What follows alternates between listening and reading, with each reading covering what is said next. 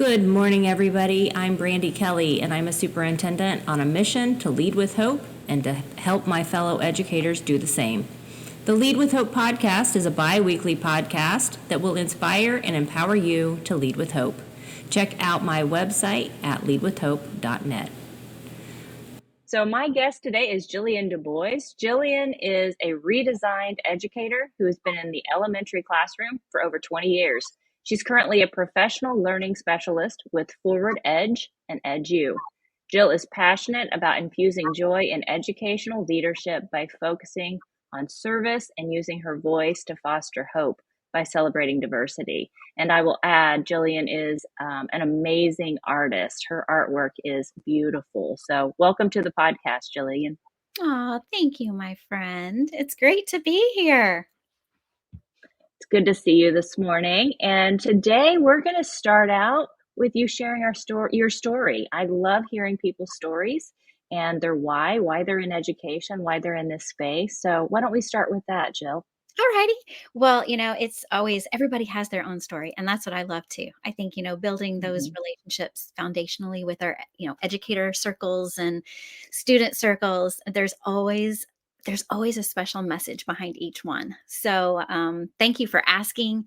My story is pretty simple. Never wanted to be an educator when I grew up. Always wanted to be an interior designer. Went to school to do that. And when my husband and I got married, soon after we wanted to have children, and that wasn't going as planned. And I never really kind of found my niche in my career. So when we eventually were able to adopt our son, I said, all right, well, the time has come. This is the only time I'm going to get to stay home and not work at all. So I stayed home with him the first 5 years. He went to kindergarten. I was like, what am I going to do with myself now that he's in kindergarten? And I started volunteering in his classroom.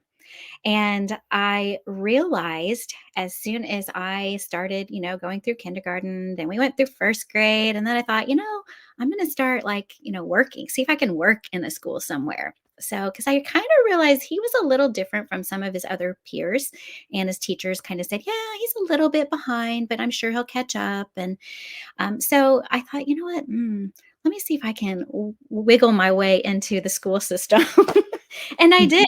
I actually started out as a lunch lady, and I worked in the front office, and then I was a paraprofessional, and I just grew to love kids, and to love students, and to love the way their minds worked, and to also be able to have a little bit of background to understand more about my son, which in the second grade, his teacher finally was so honest with me and just said, I think you should have him tested for ADHD, for dyslexia, and maybe for autism. And I'm like, nah, I think he's just a boy, But long story short, turns out he has all of those things.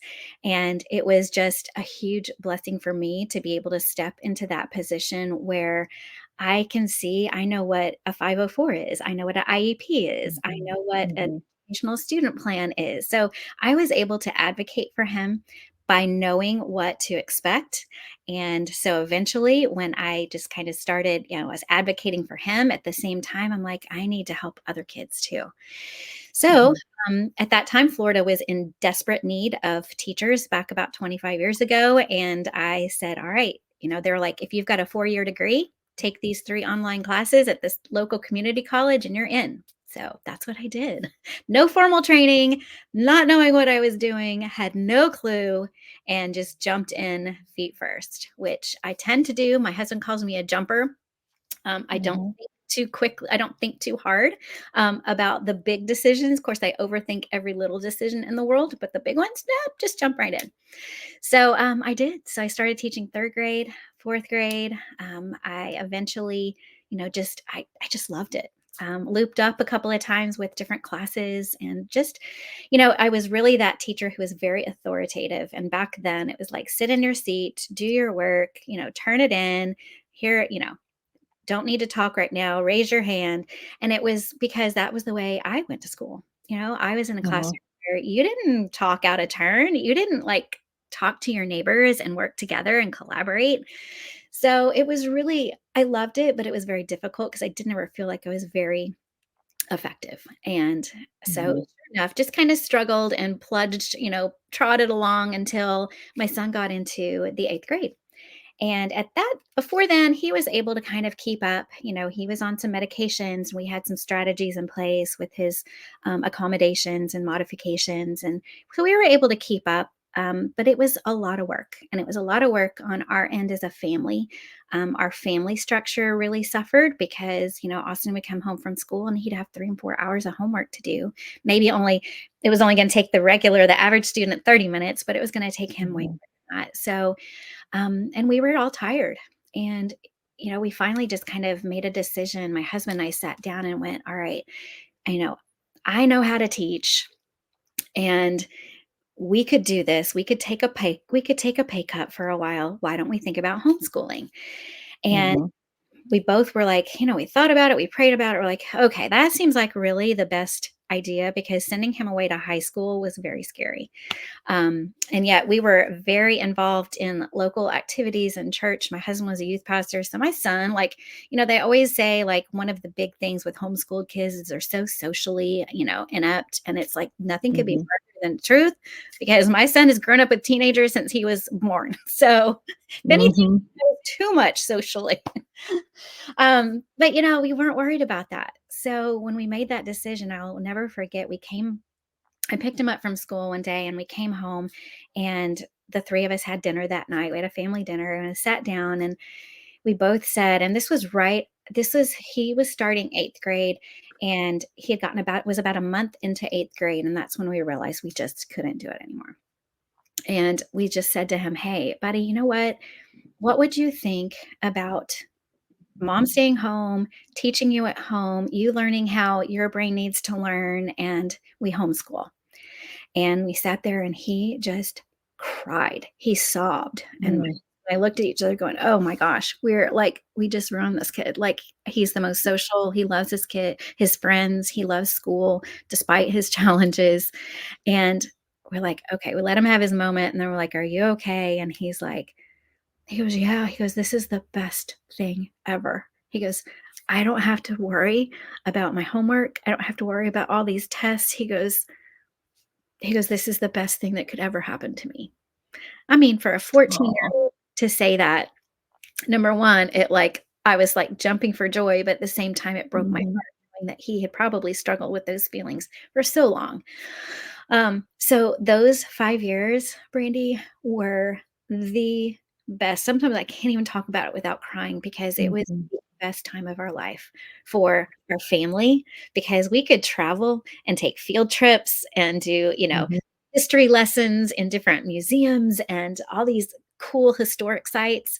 Or, he learned best. He's so like kinesthetic, and he would sit on the back. We found a local barn. He loves horses. So we found a barn that, he could volunteer at, and he would do his schoolwork, volunteer at the barn. And then I would go pick him up, but I would see him on the back of a horse sitting, reading his science book, or, and he was very strong in math. So we just had so many wins and so many successes that it not only changed him and made him feel more successful, but it changed me.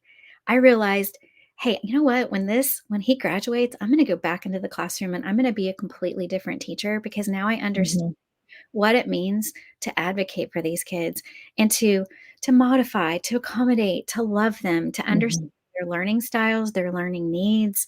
If somebody is going to learn best sitting underneath my desk, right, while everybody else is at the great, learn that way. Or if you want to sit outside and, with a clipboard, go do it, because I know that's what your brain needs and you need to be successful. So that's my hugely long story, but that changed my life, because when I did go back into the classroom, I never regretted a moment. And our family was healthier. He did end up even going to college. He got a 2-year AA degree. He now works for the city of Clearwater. And it's just, we did what we needed to do, like we always do for our kids. Yeah. Right? Yeah. But, so yeah, best time of my life. That's why. That's amazing. That's amazing. Thank you for sharing that with us. And there's so much to unpack in that story. Starting out with how you kind of fell into education just by going to your child's school and falling in love with it. Sometimes we think we know the path that we want to take or that we need to take. And I know faith is important to both of us. But God opens doors. He opens and closes doors for us in our lives. And the door that He opened for you was just the perfect door for your family, for the success of your son. And I love to hear that success story. We need to hear those success stories in education. It all worked out perfectly for him Yeah. and for your family. So thank you for sharing that with us. I started out in special education. So I was a school social worker when I started out, and I worked for 10 years, 5 of those years in special ed department in a school district in Illinois. And I have talked to so many parents who they struggle with knowing how to deal with these kinds of disabilities, ADHD, autism, learning disabilities. And it's challenging. I think we need to let our parents know that it's okay to be courageous and do what's right for your kid. It's okay to advocate for your kid. Sometimes I think as educators, we're threatened by that, or we become defensive, but it's the right thing to do for your kids. So I love that. I love that story. So your sense of self-efficacy grew through all of that, is what I heard in your story as well. And that's kind of what this podcast is all about, is just developing our self-efficacy, our leader efficacy. And that system of self-efficacy for me is lead with hope. H stands for habits, O for optimistic outlook, P for purpose, passion, and perseverance, and E for excellence. So of that, what resonates most with you and why? Ugh. And, I've heard your other podcast episodes and I've listened to that. And I love that acronym because, like, now every time I see the word hope, that's exactly what I Mhm. think of. And automatically, I always, like I said, I'm a jumper. So I picked one without overthinking Mhm. it too quickly. And Yeah. I picked O because the optimistic outlook is so huge for me, especially if I look back now and I didn't even connect these two, but thinking about, how I could provide, our family could provide, for our son in ways that we had never thought of before that, did require financial sacrifice, but we realized that that was the hope, that was what he needed, and we were very Mhm. optimistic about it.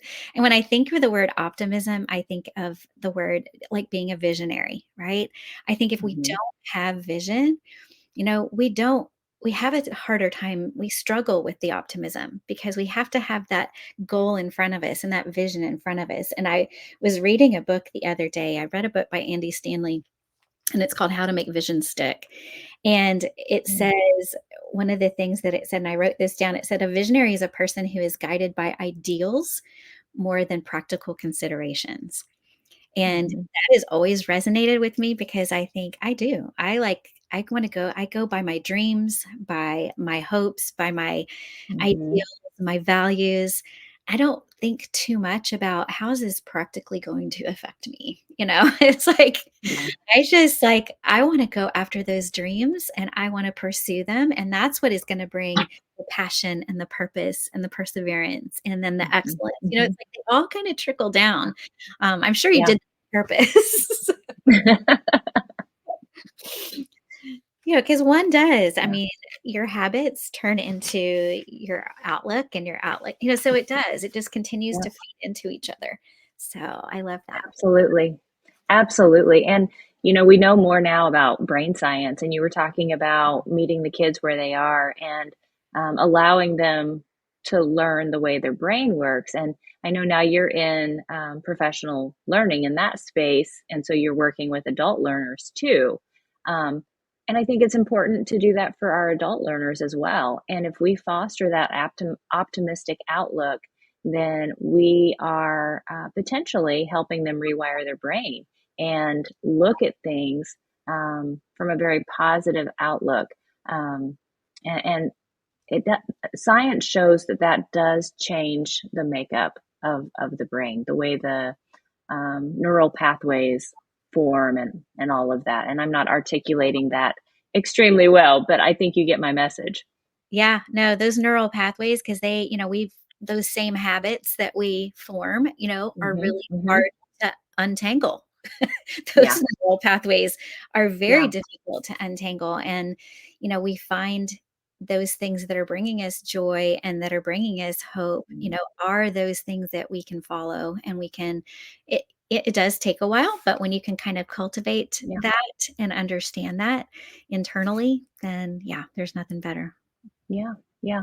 And I was reading something from John Maxwell the other day, and it talks about, he was talking about the Bible as our instruction manual. And a lot of these philosophies now that are being discovered in science, if you go back to biblical passages, it's in there. It talks about the power of your words, it talks about, the way that you look at the world, that outlook, that mindset. It's also important, and it's right there in the oldest book that has been written, which is the Bible. So I think that's another interesting side note for this conversation. Yeah. So, I was gonna add to that, it's not even, I love that because honestly, we can weave that into every aspect of our life. We can weave that mhm, into our habits, into our outlook, yeah, into our purpose, yes, hmm, and that's what I find very comforting, and that's what keeps me content with who I am when I lose sight of, "Oh my gosh, I've gotta do this," or, "I need to be this way." I'm like he kinda, like, gently, like, nudges me on the shoulder and is like, "No, you don't. No, hmm, hmm, because you are enough and I am here with you." And so I always just kind of remind myself that I am who I am because of that. absolutely, absolutely. So, Jill, I know you've got a lot of things going on. I follow you on social media. I would be interested to hear more, and I'm sure our listeners would too, about your most recent project. What these days, what is fueling your passion?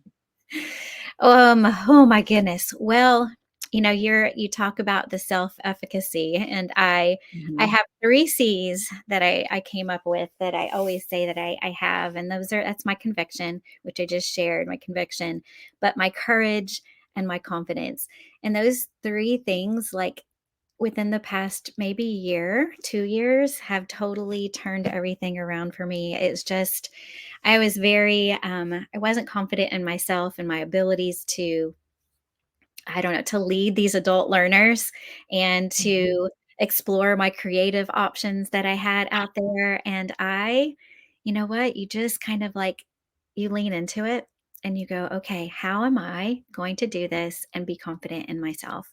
So I started writing. I did write some children's books. I illustrated some children's books. I'm currently kind of under contract with a few authors to continue illustrating. That I love doing that because and not even just for myself, but for others, because I feel like illustrating somebody else's words is just giving such an amazing visual to their story, and working together very closely with authors. It's been just an incredible journey to be able to do that for them. Lately, I've been doing more art. Just I watercolor and I draw, and I've gotten involved in local galleries here in the area, and yeah, just doing lots of artwork and expressing myself that way, and kind of sharing things, whether it's faith-based or just, drawings of birds and trees. um, Hmm. but just a way to express myself. And when I have somebody that I can share that with, or that wants to purchase something, it's like, I know where it's going. And I'm so glad that you found something that speaks to you, because that's really what our artistic expression, our creativity is all about. How are we able to express ourselves? And, I don't know, kind of as a way by testimony, I guess, and how we live our life. So that kind of comes out that way. But yeah, doing Yeah, a lot of things, Brandy. But yeah, that's awesome. And like I said before, your artwork is really beautiful. It really is. It's a soft, um, kind of a watercolor kind of tapestry, I guess, but it is so very beautiful. And in terms of other projects, you also have a podcast, correct? I do. I have a Yeah. very, I call it a micro podcast because it Hmm. literally is called Moments of Imparted Joy, and it's on the Teach Better Team Network as well as Spotify and all those other good things. But it's usually under 5 minutes, 5 to 10 minutes long. They're just little things that kind of like when they come to me, I just want to inspire others and share. Hmm. How I've been able to kind of cultivate joy or what's going on now. Yeah. Kind of like, I don't know. I just feel like the more that we share with each other, the better our world gets. We're just here to human with each other and to build those Exactly. relationships. And, when you can look at students 20 years, past when you taught them. I'm going to brunch next week with one of my former students from 20 years ago, and she just graduated Hmm. and college. And it's just like, I love that. I love that we can still connect and we can still share like our dreams and our purpose together. And that's, for educators, for students, for teachers, I just want to encourage everybody, just find your little spot and shine. Yeah. I I think it's so important to find your joy. That's a lesson that I've been in education for over 20 years, and I don't know why it's taken me this long, but I have just recently realized that I have to find joy in the journey. I have to find a way to enjoy this ride that we're on. And I obviously want to share and inspire and motivate others to do the same. We need to find our hope in this world. And um, for me, it's born out of my values, which are faith, family, and then education or work. And I know that we're similar on that, Jill. Um, so we definitely agree that that is important, that we need to find the joy and find the hope in this life. So, how can listeners connect with you after they listen to this podcast? Yeah, you can find me at impartedjoy.com or jilliandubois.com. It'll take you to the same place. And I, kind of have stepped back. Social media was a huge thing for me Mhm. and really grew my educational circle and my group of friends who I now just hold very dear to my heart. But I'm not on social media as much as I used to be. But on Instagram, you can find me at Jillian D, Jilliande, and Facebook, add a E to that. But otherwise, email me. My phone number is, on my website. So I love to communicate. So in any way, reach out, touch base, and yeah, share some joy and hope. That's awesome. I am so grateful that we have connected on our journeys, and I appreciate you coming on the podcast today, Jill. Thank you very much. Thanks, Brandy. We'll see you soon. All right. See you soon. Bye bye.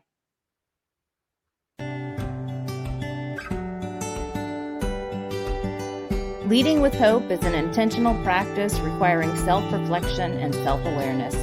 Check out my website at leadwithhope.net and subscribe to my monthly newsletter. My newsletter provides 3 tips, 2 quotes, and 1 question that will help you build self-efficacy and lead with hope. Thanks for tuning in today, and have a great day.